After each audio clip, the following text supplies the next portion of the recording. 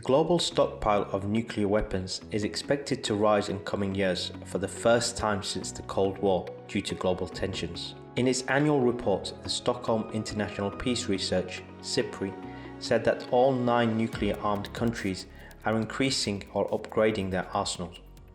For decades, the number of nuclear weapons worldwide has been decreasing steadily. It is now less than 1/5 of what was in the arsenals of nuclear powers at the height of the Cold War in the 1980s.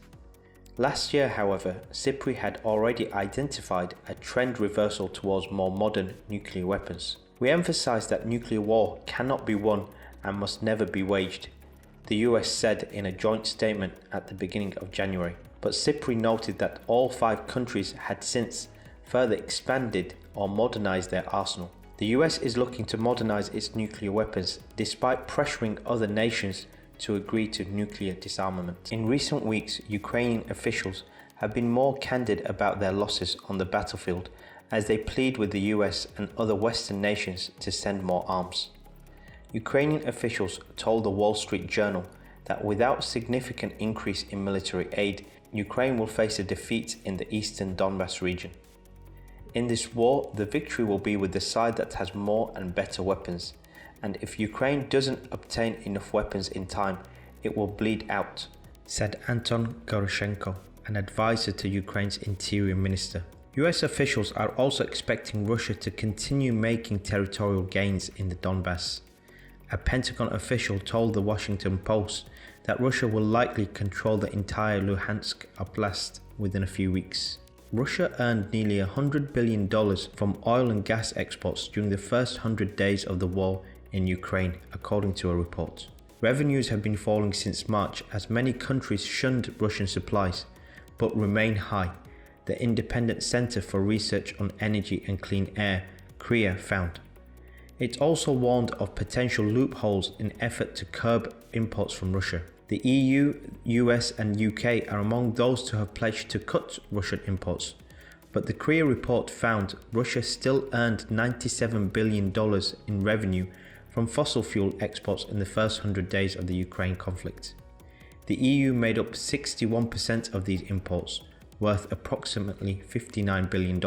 Revenues exceeded the cost of the Ukraine war during the first 100 days, with the CREA estimating that Russia is spending around $876 million per day on the invasion. The CREA report said the EU's planned oil embargo would have a significant impact, but it warned large quantities of Russian crude oil were now being shipped to India, which increased its share of Russia's total crude exports. The report also said a significant share of Russian energy was being refined and sold on, often to customers in the US and Europe, which is an important loophole to close. People in Pakistan have been asked to reduce the amount of tea they drink to keep the country's economy afloat. Sipping fewer cups a day would cut Pakistan's high import bills, Senior Minister Ahsan Iqbal said. The country's low foreign currency reserves, currently enough for fewer than 2 months of all imports, have left it in urgent need of funds. Pakistan is the world's largest importer of tea, buying in more than $600 million worth last year. I appeal to the nation to cut down the consumption of tea by 1 or 2 cups because we import tea on loan, Mr. Iqbal said.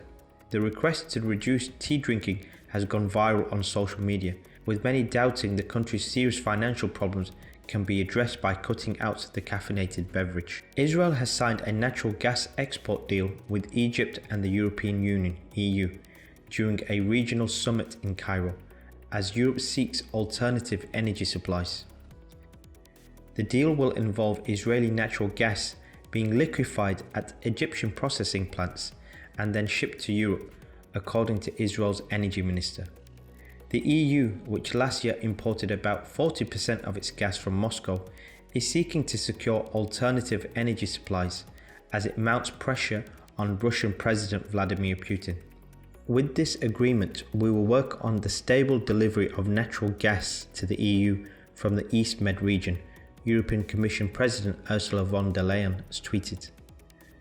Tarek El-Molla, Egypt's petroleum minister, said the deal would lead to further cooperation between the East Mediterranean Gas Forum, whose members include Jordan, Israel, Cyprus, Greece, Egypt, Palestine, France and Italy.